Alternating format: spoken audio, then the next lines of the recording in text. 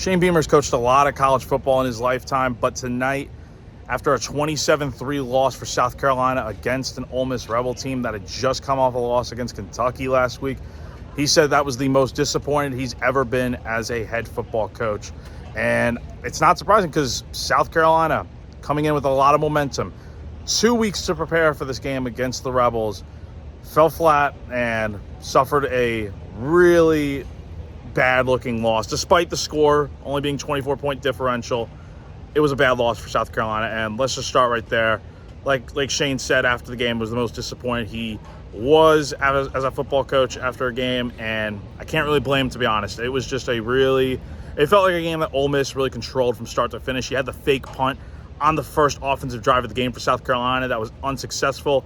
And looking back at it, Beamer did say that it's something that they have been working on, and obviously in hindsight he regrets it, but he felt good about the call. It just didn't work out, and it's a play that really set South Carolina back because Ole Miss went down and scored on that next possession there because they had the ball at the South Carolina 36-yard line, and it really just messed things up. And then on the next drive for South Carolina, Robbie Ashford came in and fumbled, and then Ole Miss went down and scored again very quickly. Only 10 minutes in this game, you're already down 14-0. And at least in my opinion, that's the one position you did not want to be in with your South Carolina, because this is an Ole Miss team, like I said, just lost to Kentucky last week.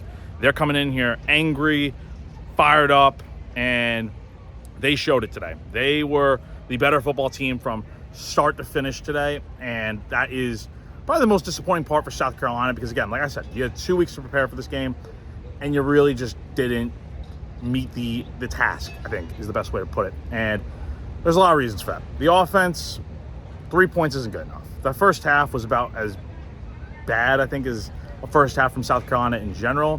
And I thought the defense did its job for the most part. There were times where, look, they were put in bad spots, and it happens.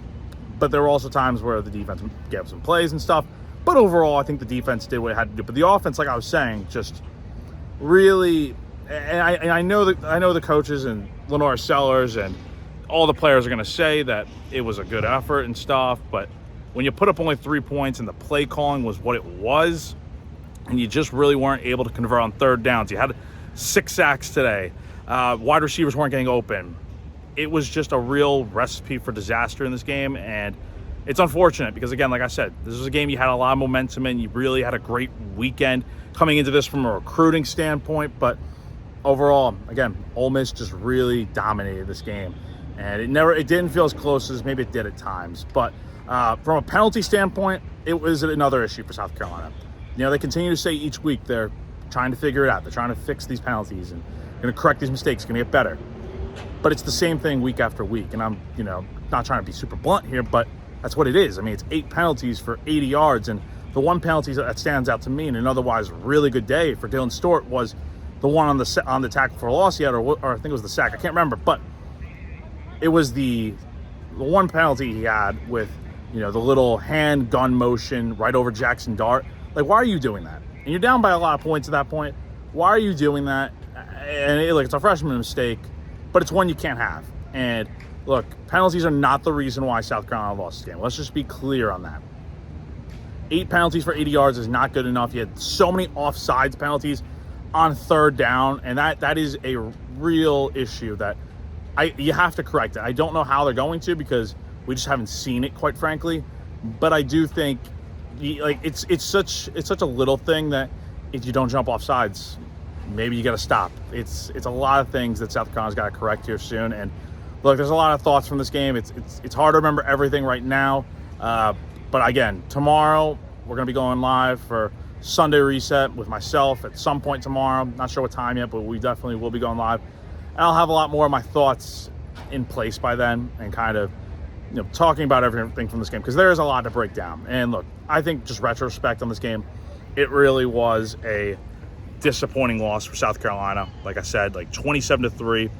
You're 3-1 coming into this game, and you couldn't get the job done. And I feel like we say that a lot of times about this team when it comes to the big time games and stuff, and they just can't get the job done. And it only gets tougher from here. I mean, this is a game you needed to have, but it's a tough Ole Miss team, and credit to them. They played a lot better today.